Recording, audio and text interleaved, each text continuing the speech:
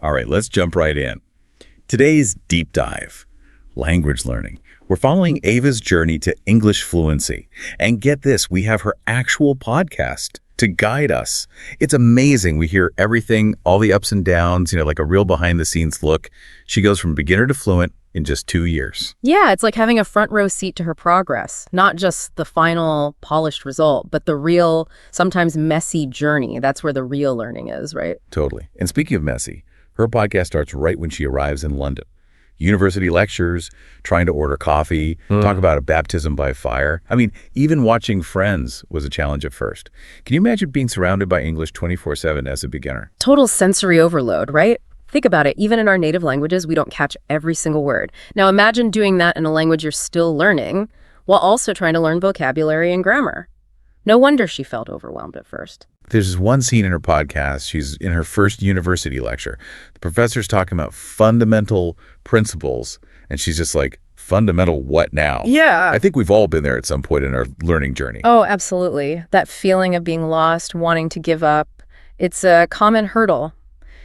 But, and this is what I find so inspiring about Ava, she didn't quit. She came up with this clever strategy, immersion through listening, but with a twist.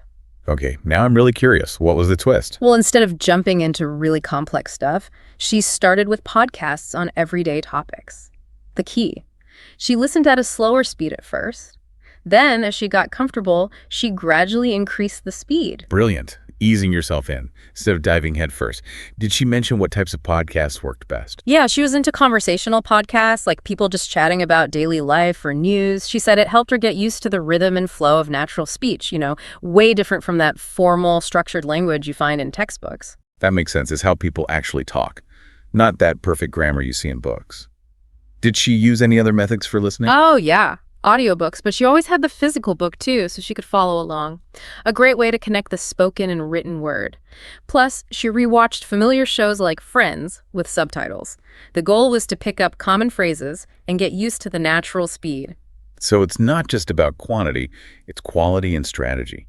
What surprised you most about how Ava approached this listening phase? Honestly, her patience, the way she gradually increased the difficulty.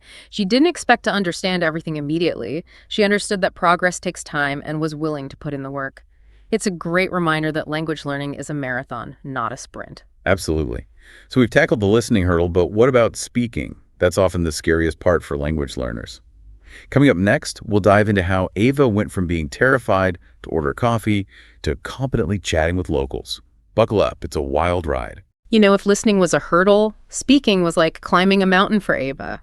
That feeling, like having to build sentences on the spot, pronunciation worries, that inner voice saying, what if I mess up? It's enough to make you just want to stay silent. Oh, tell me about it. And Ava's podcast really captures that anxiety. She actually shares this recording of herself trying to order a coffee. Yeah. She wants a large, but all that comes out is, I want big coffee. It's kind of painful, but so relatable. I've totally been there in my own language learning. It happens to everyone, that fear of speaking, making mistakes, sounding silly, it can be paralyzing. But here's the thing about Ava. Instead of letting fear win, she tackled it head on. That's brave. How'd she conquer this speaking mountain? Did she have a plan? She did.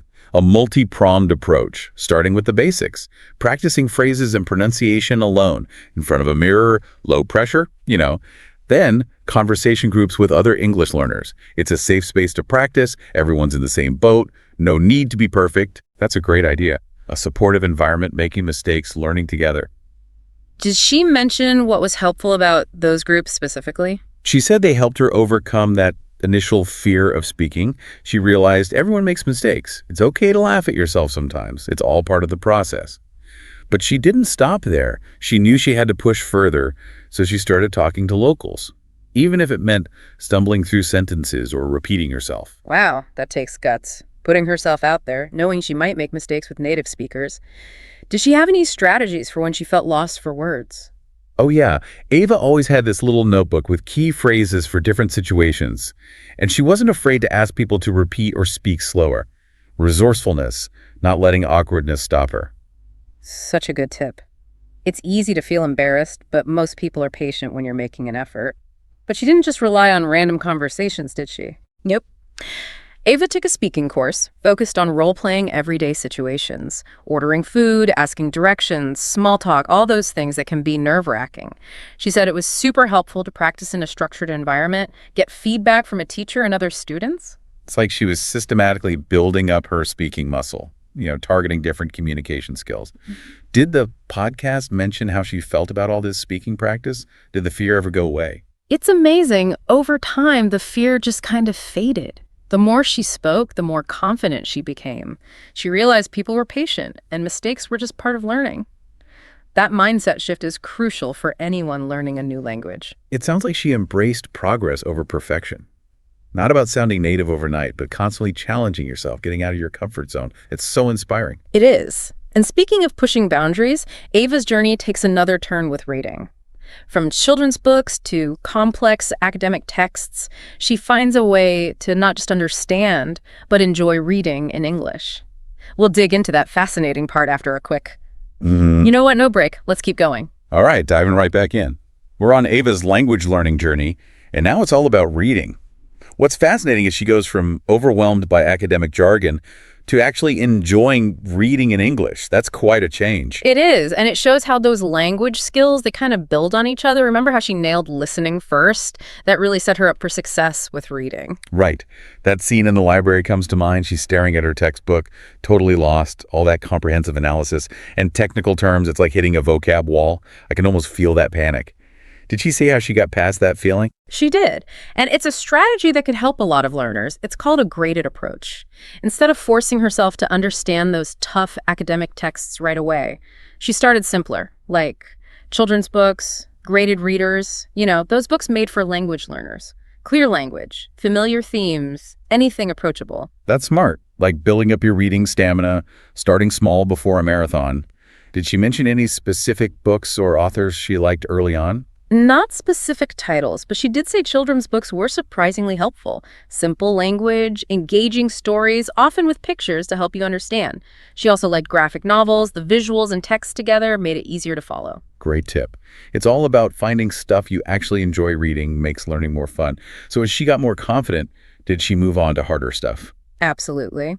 Gradually, she increased the difficulty, moving to news articles, then short stories, and finally, yes, even those tough textbooks. But here's the thing. She didn't just passively read. She actively engaged with the text, using different strategies to understand better. Okay, I'm intrigued. What did actively engaging look like for Ava? Any specific techniques? Definitely. Ava loved using dictionaries, not just for the meaning of words, but for those little nuances, how they're used in different contexts. She also kept a vocabulary journal, writing down new words, even drawing pictures to help her remember. That's clever, making those unfamiliar words more tangible and memorable, like creating your own personalized dictionary tailored to your learning journey. Exactly. And another trick, reading aloud. It helped with pronunciation, of course, but also made her slow down, absorb each sentence. Great way to internalize the rhythm of the language. It's like training your brain to process the language on all levels, visually, orally, even kinesthetically. Did she talk about how she felt when she started using these active reading strategies? She said it made a huge difference. At first, it felt unnatural, slow, but over time it became automatic, and she remembered more, enjoyed reading more. It's a good reminder, sometimes slowing down actually speeds up your learning in the long run. So true. It's about finding what works for you and being patient. So listening, speaking, reading. We can't forget writing. Grammar struggles, finding the right words. Writing can be tough for language learners. Ready to unpack Ava's writing journey? Absolutely. Writing is often seen as the hardest skill, right? Right. You need good vocabulary, grammar, but also style, tone, organization. And Ava's podcast gives us this raw look at her first essay draft in English. Short sentences, grammar errors, lack of flow, it's all there, something many learners can relate to. Oh, I know I can. I remember those early days writing in another language. It feels like you're trying to express yourself with one hand tied behind your back. Did Ava share how she tackled those early writing challenges? She did. It's simple but effective. She started a daily journal. Not about perfect grammar or fancy writing, just getting comfortable expressing herself, even if it was just a few sentences at first. Great starting point. Takes the pressure off, lets you focus on getting your thoughts down. Did she mention how she dealt with those grammar gremlins we all face in a new language? Oh, yeah. Ava embraced technology. She became a pro at using grammar checking tools to find her common errors and learn from them. But the key is, she didn't just blindly accept the corrections. She took time to understand the why. She'd look up grammar rules, do practice exercises, really trying to learn the correct way. That's smart. Not just fixing the mistake, but understanding it to avoid it next time. But she didn't just rely on grammar checkers, right? Nope.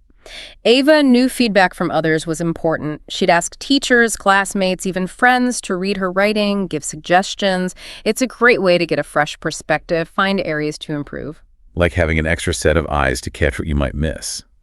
Did she mention any specific feedback that was especially helpful? She did. Ava found feedback on the overall structure and organization super helpful.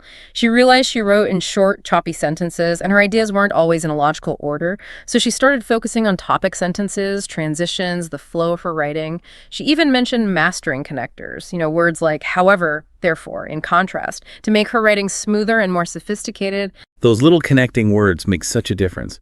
So by the end of her 2 years, had she overcome those writing hurdles? She had. Ava was writing well-structured essays, expressing herself clearly and confidently. She even gave a presentation in English, showing off her fluency to her classmates and professors. Just goes to show, consistent effort, targeted practice, and embracing mistakes really pays off. Ava's story is truly inspiring. She went from lost and overwhelmed to owning the English language in just 2 years. It's a powerful reminder that fluency isn't about being perfect, but about communicating effectively, expressing yourself. Totally agree. Ava's journey shows fluency as a process, not a destination. It's taking small steps every day, embracing those stumbles, finding joy in learning. It's a journey anyone can take, no matter where they start. So for our listeners on their own language learning adventures, what's the key takeaway from Ava's experience? If we boil down all of Ava's wisdom into one question, it's this. What's one small thing you can do today to use more English? Could be listening to a podcast, reading an article, or even just thinking about your day in English. Every step counts. That's a great question to think about as we wrap up our deep dive. So to everyone listening, remember Ava's story. Embrace the challenge, celebrate those wins, and never stop exploring language learning. Until next time, keep those ears tuned in, those tongues practicing, and those minds open to new possibilities. All right, let's do this. Get ready for a deep dive into something really cool. Transition words. Ooh, yeah. We've got a ton of research and notes on this, but we're going to kind of boil it down to the essentials, the stuff that really matters. Right, like the biggest bang for your buck. Yeah, exactly. So, I think it's funny, right? Yeah. We spend so much time on vocabulary and grammar, Yeah. All the sort of quote unquote rules. Well, right. But transition words, which are so important for sounding fluent and confident Yeah. and persuasive, they often get overlooked. It's true. And one of the things that really jumped out at me from the research is how transition words can help us avoid that, that and problem we all have sometimes. Yeah, for sure. We're all guilty of it. So instead of saying, I went to the store and I bought milk and then I came home, you could say, I went to the store after picking up some milk, I headed back home. Yes. It's so much smoother. Much smoother, much more, sophisticated. So the sources that we looked at, they break down transition words into all these categories. And one that I thought was really cool was adding information. So it's not just listing things, but it's building on your idea. Yeah, it's all about connecting the dots, right? Exactly. Making your speech flow, Yeah. Showing how one idea leads to the next. And they give us some examples moreover and furthermore. Those sound kind of fancy, right? Yeah, they have a sort of, a touch of formality. Yeah. Which actually makes them very effective. Okay. It's not like you're just, you're not just throwing out random thoughts. Right. You're showing that you put some thought into this. Yeah. Imagine you're making a presentation. This product is going to increase efficiency. Furthermore, it will save you money in the long run. You sound like a CEO suddenly. Right. No, what about when you want to give an example to support your point? And you're in a more casual setting, like you're having dinner with friends. Sure. What would you use then?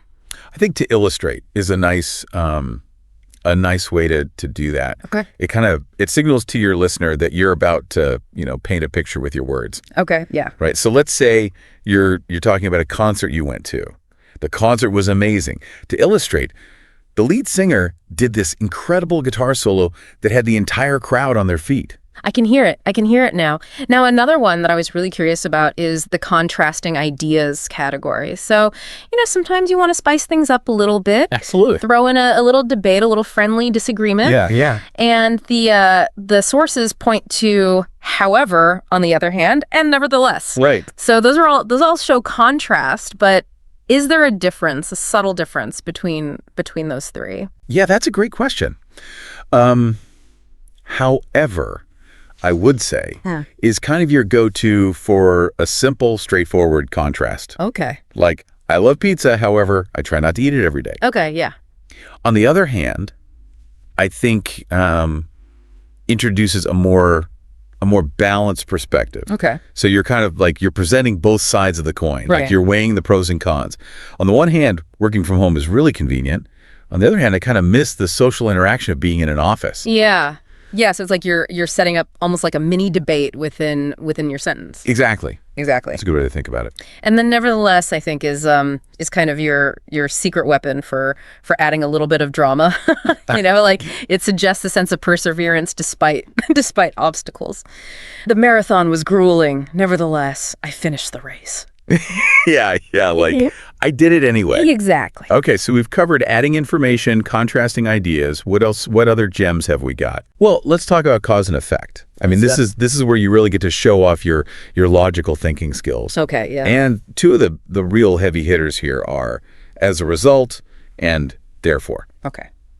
So how do those make me sound like a logic master? Well, they show the relationship between actions and outcomes. Right. Okay. They create this clear line of reasoning.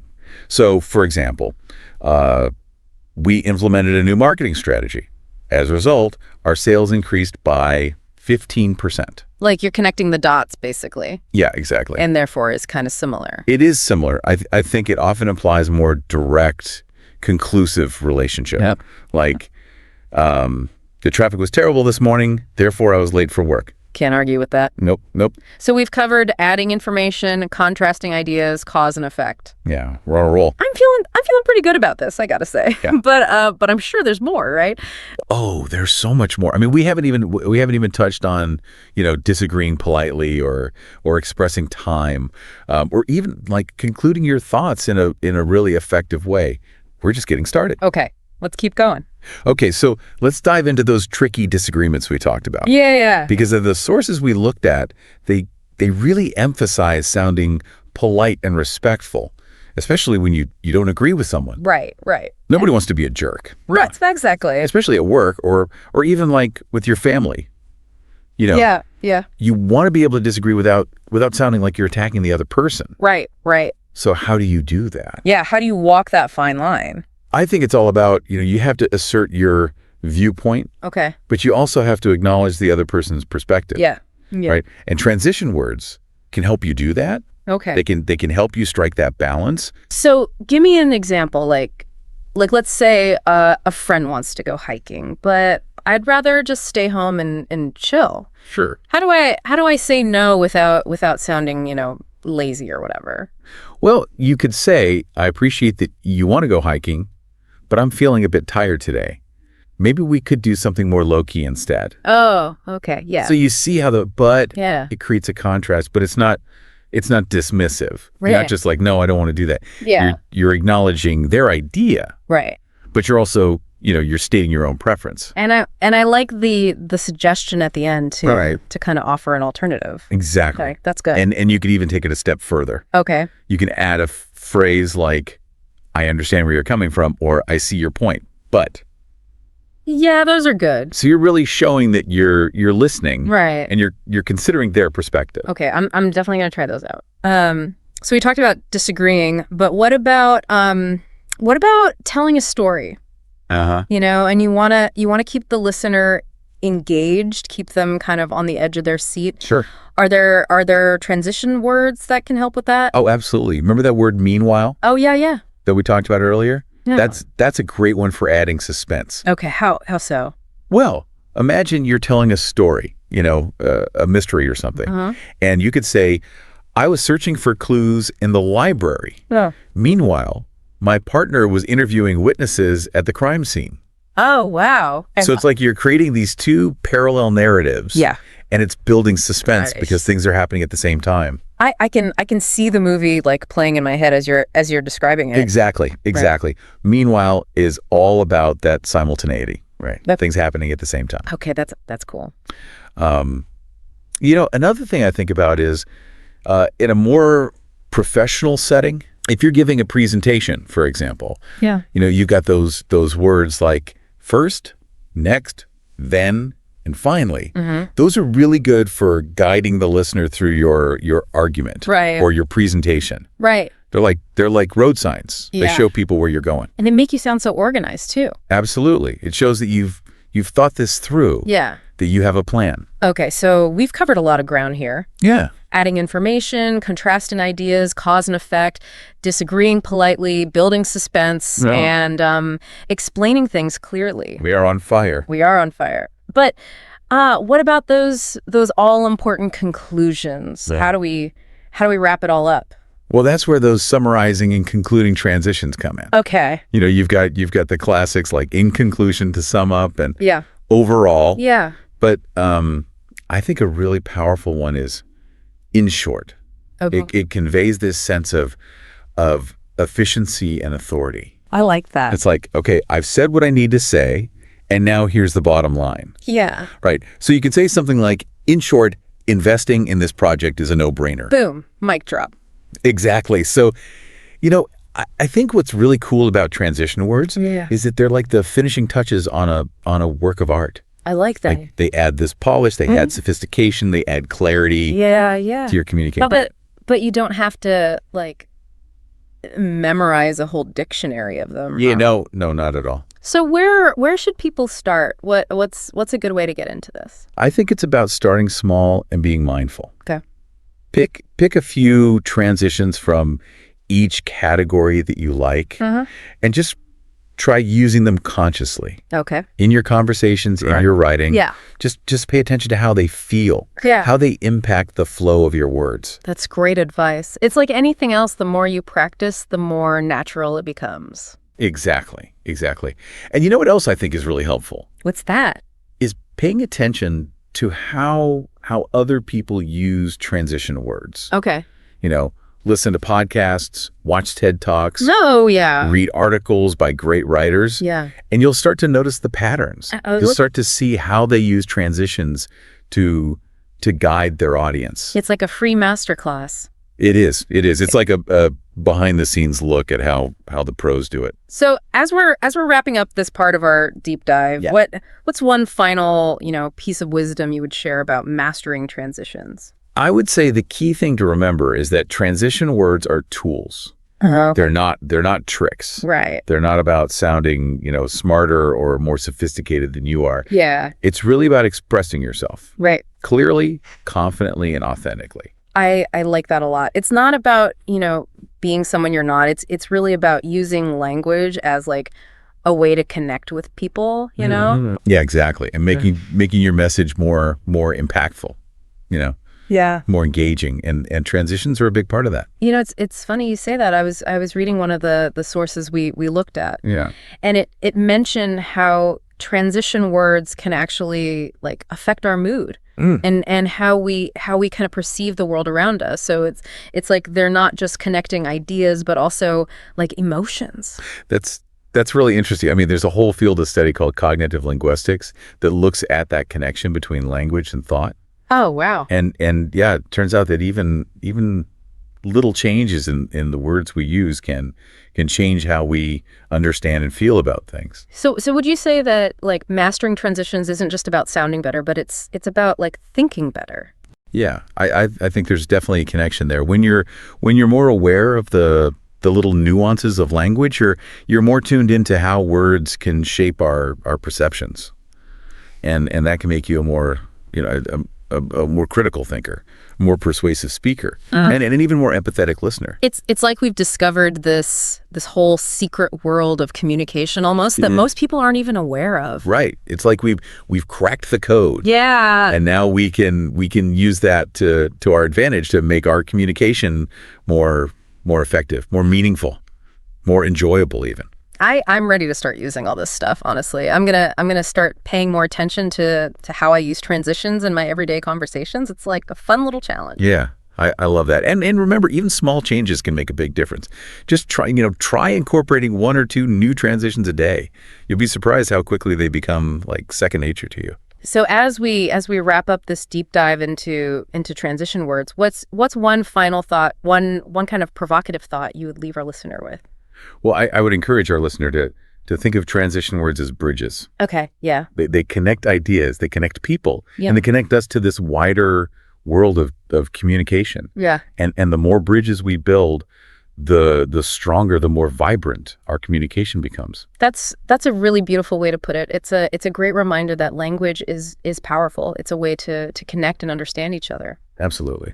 Well, on that note, I think it's time to wrap up this episode of The Deep Dive. We hope you've enjoyed this journey into the fascinating world of transition words, and we challenge you to go out there and use this knowledge to take your communication skills to the next level. Hey, everyone.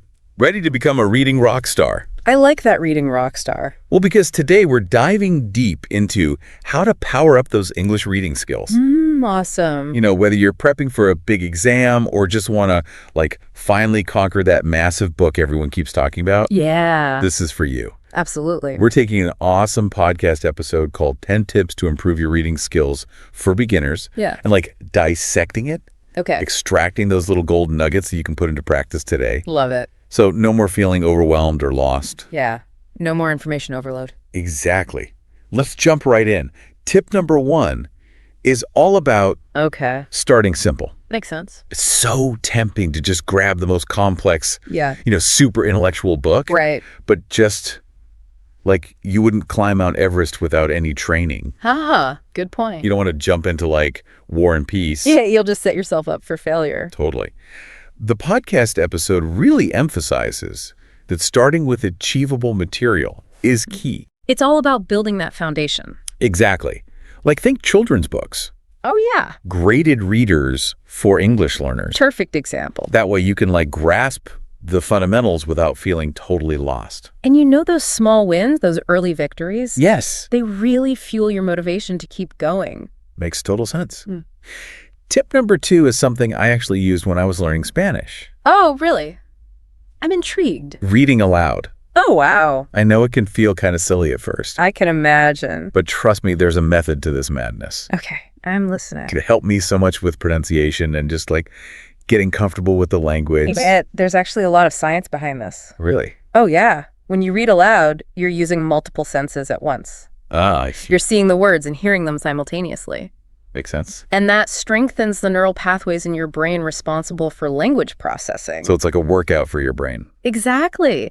Think of it like building a superhighway for information. So it's not just about pronunciation then? Nope, not at all. It actually helps with comprehension and remembering what you read, too. Wow, that's amazing. I never thought of it that way. It's kind of like when you were a kid learning your first language. Yeah. You spent a lot of time listening to others talk and then repeating what you heard. Right. Reading aloud taps into that same process. Fascinating. So it's like we're tapping into our inner child. In a way, yes. Oh. And that brings us to the third tip. Okay, what's next? It builds on this idea of being active. Active reading. Yes. The episode talks about how important it is to understand new words in context. Oh, yeah, I remember this one.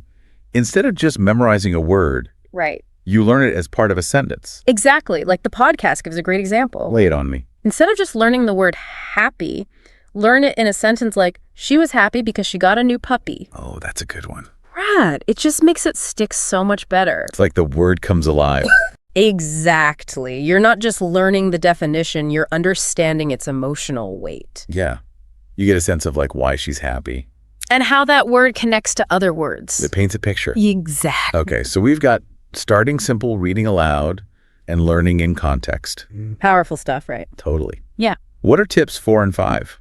Well, they're all about using tools to, like, enhance your reading experience. Okay, tools and resources. The podcast suggests using a bilingual dictionary. Which makes sense, especially if you're a beginner. Yeah, it's like having a translator right there with you. Helping you navigate those tricky words and phrases. And then tip number 5 goes hand in hand with that one. Oh, okay, I'm curious. It's about using visuals. Like pictures. Yeah, the podcast talks about picture books. Right. Which are great for beginners, obviously, but even experienced readers can benefit from creating their own mental images. Oh, I see. Like, visualizing what you're reading can be a game changer. I can imagine. It takes those words on the page and turns them into like a movie in your mind. It makes the information so much more engaging and memorable. So you're not just reading words, you're experiencing a story. Precisely.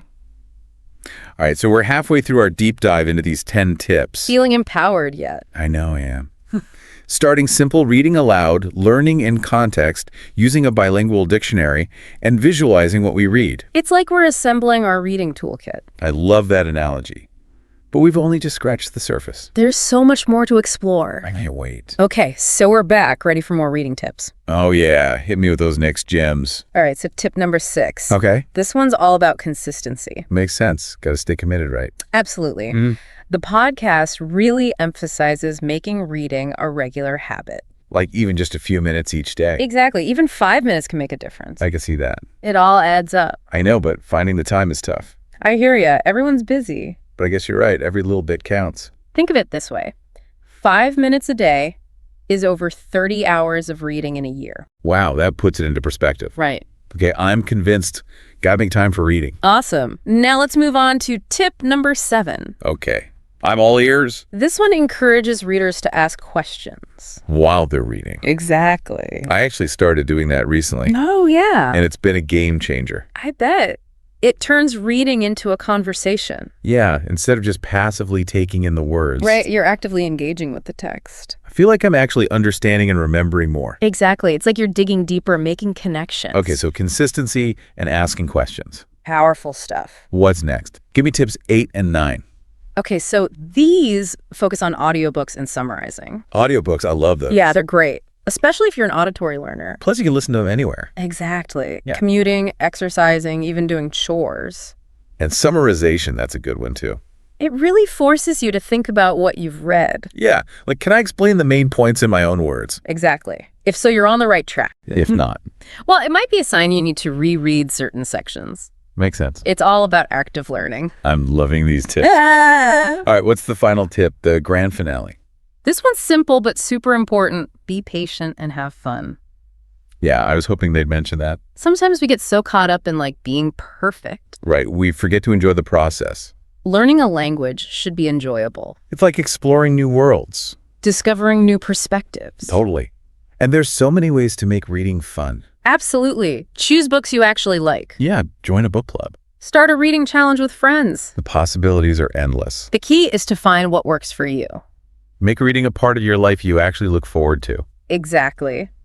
So as we're wrapping up this deep dive, remember becoming a proficient reader is a journey. It's not a race. It takes time, effort, and, a willingness to embrace the ups and downs. I agree. There will be times when you feel frustrated. For sure. But every step you take is a step in the right direction. Don't be afraid to make mistakes. Mistakes are part of the learning process. Embrace them, analyze them, learn from them. Okay, we've explored these 10 tips in depth. From start to finish. But there's one final point I want to touch on before we wrap up. It's like, how do we actually make these tips work for us? Yeah, it's one thing to hear them. Right. But actually putting them into practice is where the magic happens. Because like what works for one person might not work for another. Exactly. Some people love audiobooks. Yeah. Others prefer like holding a physical book. Totally. So it's all about experimenting, right? For sure. Try reading aloud one day, Okay. then try visualizing the next. I like that. See what clicks for you. It's about finding your own groove. Exactly.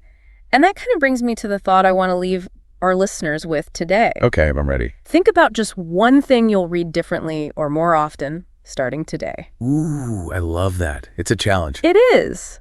Because knowledge without action, Well, it's kind of useless, right? it's like a seed that never gets planted. Ooh, that's a good analogy. It has potential, but it needs the right conditions to grow. And those conditions come from us. Exactly. Choose your reading material wisely. Right. Make time for it every day. Even if it's just for a few minutes. Exactly. Embrace the tools and techniques that work for you. And most importantly, Have fun. yes, make it enjoyable. Because when you enjoy something, you naturally want to do it more. So true. Well, I think we've covered a lot of ground today. We have 10 amazing tips. From starting simple to having fun. And everything in between. I hope our listeners feel empowered to, level up their reading skills. I think they do. So go out there, explore the world of books, and remember, You're not alone on this journey. we're all in this together. Happy reading, everyone.